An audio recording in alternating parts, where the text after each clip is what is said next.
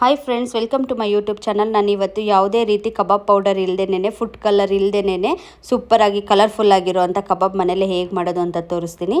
ಅದು ತೋರ್ಸೋಕ್ಕೂ ಮುಂಚೆನೇ ಇನ್ನೂ ಯಾರು ನನ್ನ ಚಾನಲ್ಗೆ ಸಬ್ಸ್ಕ್ರೈಬ್ ಆಗಿಲ್ಲ, ಬೇಗ ಸಬ್ಸ್ಕ್ರೈಬ್ ಆಗಿ. ಆಲ್ರೆಡಿ ಸಬ್ಸ್ಕ್ರೈಬ್ ಆಗಿರೋರು ಬೆಲ್ಲೈಕನ್ ಕ್ಲಿಕ್ ಮಾಡೋದು ಮರಿಬೇಡಿ ಫ್ರೆಂಡ್ಸ್. ಇವಾಗ ನಾನು ಹೇಗೆ ಮಾಡೋದು ಅಂತ ಸ್ಟಾರ್ಟ್ ಮಾಡ್ತೀನಿ. ಇವಾಗ ನಾನು ಚಿಕನ್ ಕಬಾಬ್ ಮಾಡೋಕ್ಕೆ ನೋಡಿ, ಅರ್ಧ kg ಚಿಕನ್ ತೊಗೊಂಡು ಕ್ಲೀನಾಗಿ ವಾಶ್ ಮಾಡಿ ಇಟ್ಕೊಂಡಿದ್ದೀನಿ. ಹಾಗೇನೇ 1 ಸ್ಪೂನಷ್ಟು ಕಾರ್ನ್ಫ್ಲೋರು, ಅರ್ಧ ಸ್ಪೂನಷ್ಟು ನೋಡಿ ಅಕ್ಕಿ ಹಿಟ್ಟು ತಗೊಂಡಿದ್ದೀನಿ ನಾನು, 1 ಸ್ಪೂನಷ್ಟು ಕಸೂರಿ ಮೇಥಿ, ಹಾಗೇನೆ ಒಂದೇ ಒಂದು ಮೊಟ್ಟೆ, ರುಚಿಗೆ ತಕ್ಕಷ್ಟು ಉಪ್ಪು, 1 ಸ್ಪೂನಷ್ಟು ಬಿಳಿ ಎಳ್ಳು ತಗೊಂಡಿದ್ದೀನಿ, ಹಾಗೇನೆ ಒಂದು ಸ್ವಲ್ಪ ಅರಿಶಿನ, ಶುಂಠಿ ಬೆಳ್ಳುಳ್ಳಿ ಪೇಸ್ಟ್, 1 ಸ್ಪೂನಷ್ಟು ಚಿಲ್ಲಿ ಪೌಡರು, 1 ಸ್ಪೂನಷ್ಟು ಧನಿಯಾ ಪೌಡರ್. ಇವಾಗ ನಾನು ಹೇಗೆ ಮ್ಯಾರಿನೇಟ್ ಮಾಡೋದು ಕಬಾಬ್ಗೆ ಅಂತ ನಿಮಗೆ ತೋರಿಸ್ತೀನಿ. ಒಂದು ಮಿಕ್ಸಿಂಗ್ ಬೌಲ್ ತಗೊಂಡಿದ್ದೀನಿ. ಈ ಬೌಲ್ಗೆ ಒಂದೊಂದೇ ಇಂಗ್ರೀಡಿಯೆಂಟ್ಸ್ ಆ್ಯಡ್ ಮಾಡ್ತಾ ಹೋಗೋಣ. ನೋಡಿ, ಕಾರ್ನ್ಫ್ಲೋರ್, ಅಕ್ಕಿ ಹಿಟ್ಟು, ಎಳ್ಳು, ಉಪ್ಪು, ಅರಿಶಿನ ಪೌಡರ್, ನೋಡಿ ಮೊಟ್ಟೆ ಹಾಕೋತಾ ಇದ್ದೀನಿ, ಒಂದೇ 1 ಸ್ಪೂನಷ್ಟು ಶುಂಠಿ ಬೆಳ್ಳುಳ್ಳಿ ಪೇಸ್ಟ್ ಹಾಕ್ತಾ ಇದ್ದೀನಿ. ನೋಡಿ, ಇದು ಮನೇಲೆ ಮಾಡಿರೋ ಅಂಥ ಶುಂಠಿ ಬೆಳ್ಳುಳ್ಳಿ ಪೇಸ್ಟು, ಅಂಗಡಿಯಿಂದ ತಂದು ಹಾಕೋಬೇಡಿ, ನೀವು ಮನೆಯಿಂದ ಮಾಡಿದ್ದೆ ಹಾಕೊಳ್ಳಿ. 1 ಸ್ಪೂನಷ್ಟು ಚಿಲ್ಲಿ ಪೌಡರ್ ಹಾಕ್ತಾ ಇದ್ದೀನಿ, 1 ಸ್ಪೂನಷ್ಟು ಧನಿಯಾ ಪೌಡರ್. ನೋಡಿ, ಇವಾಗ ಇದಿಷ್ಟು ನಾನು ಕ್ಲೀನಾಗಿ ಮಿಕ್ಸ್ ಮಾಡ್ಕೋಬೇಕು. ಫಸ್ಟ್ ಒಂದ್ಸಲ ಚೆನ್ನಾಗಿ ಮಿಕ್ಸ್ ಮಾಡಿದ್ಮೇಲೆ ಈ ಕಸೂರಿ ಮೆಥಿನ ಫಸ್ಟೇ ಹಾಕೋಬೇಡಿ. ಇವಾಗ ನೋಡಿ, ಕ್ಲೀನಾಗಿ ಮಿಕ್ಸ್ ಮಾಡ್ಕೊಂಡಿದ್ದೀನಿ. ಈ ಟೈಮಲ್ಲಿ ನಾನು ಇದಕ್ಕೆ ಚಿಕನ್ ಆ್ಯಡ್ ಮಾಡ್ತೀನಿ. ಚಿಕನ್ ಆ್ಯಡ್ ಮಾಡಾದ್ಮೇಲೆ ಕೈನಲ್ಲೇ ಕ್ಲೀನಾಗಿ ಮಿಕ್ಸ್ ಮಾಡ್ಕೊಳ್ಳಿ. ಒಂದಕ್ಕೊಂದು ಮಸಾಲೆ ಚಿಕನ್ಗೆ ಕ್ಲೀನಾಗಿ ಬೆರೆತ್ಕೋಬೇಕು. ಆ ಥರ ಕ್ಲೀನಾಗಿ ಮಿಕ್ಸ್ ಮಾಡೋಣ. ಇವಾಗ ನೋಡಿ, ಕ್ಲೀನಾಗಿ ಮಿಕ್ಸ್ ಮಾಡಿದ್ದೀನಲ್ವಾ, ಈ ಟೈಮಲ್ಲಿ ನಾನು ಇಲ್ಲಿ ನೋಡಿ ಈ ಕಸೂರಿ ಮೇಥಿನ ಹಾಕೋತಾ ಇದ್ದೀನಿ ಲಾಸ್ಟಲ್ಲಿ.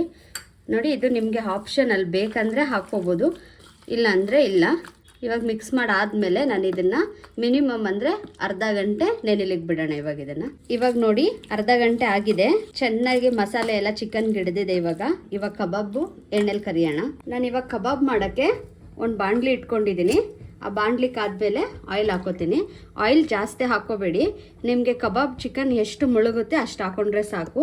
ನಿಮ್ಮ ಚಿಕನ್ ಕ್ವಾಂಟಿಟಿ ನೋಡಿಕೊಂಡು ನೀವು ಆಯಿಲ್ನ ಹಾಕೊಳ್ಳಿ. ಸುಮ್ಮನೆ ಕಬಾಬ್ ಎಲ್ಲ ಕರ್ದಾದ್ಮೇಲೆ ಎಣ್ಣೆ ವೇಸ್ಟ್ ಆಗಿಬಿಡುತ್ತೆ. ಚೆನ್ನಾಗಿ ಎಣ್ಣೆಲಿ ಬೆಂದ ಮೇಲೆ ಕಬಾಬ್ ಅದೇ ಎಣ್ಣೆನ ಪದೇ ಯೂಸ್ ಮಾಡೋದು ಅಷ್ಟೊಂದು ಆರೋಗ್ಯಕ್ಕೆ ಒಳ್ಳೇದಲ್ಲ. ಹಾಗಾಗಿ ಸ್ವಲ್ಪನೇ ಹಾಕೊಳ್ಳಿ ಎಣ್ಣೆ. ಇವಾಗ ಈ ಎಣ್ಣೆ ಕಾದ್ಮೇಲೆ ನಾನು ಇವಾಗ ಒಂದೊಂದೇ ಕಬಾಬ್ನ ಹಾಕ್ತೀನಿ.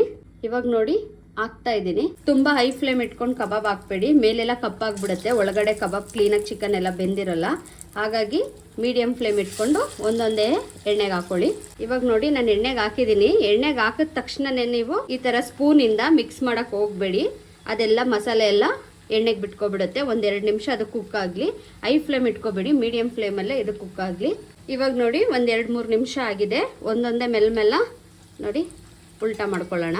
ನಿಮಗೆ ಕಾಣಿಸ್ತಾ ಇದೆಯಾ, ಒಂದು ಸ್ವಲ್ಪ ಎಣ್ಣೆಗೆ ಬಿಟ್ಕೋತಾ ಇಲ್ಲ, ಎಲ್ಲ ಅಲ್ಲಲ್ಲೇ ಚಿಕನಿಗೆಲ್ಲ ಅಂಟ್ಕೊಂಡಿದೆ. ನೀವು ಹಿಂದೆನೇ ಸ್ಪೂನಲ್ಲಿ ಏನಾದರೂ ಈ ಥರ ಮಿಕ್ಸ್ ಮಾಡೋಕೆ ಹೋಯ್ತಂದರೆ ಎಲ್ಲ ಎಣ್ಣೆಗೆ ಬಿಟ್ಕೊಬಿಡುತ್ತೆ ಮಸಾಲೆ ಎಲ್ಲ.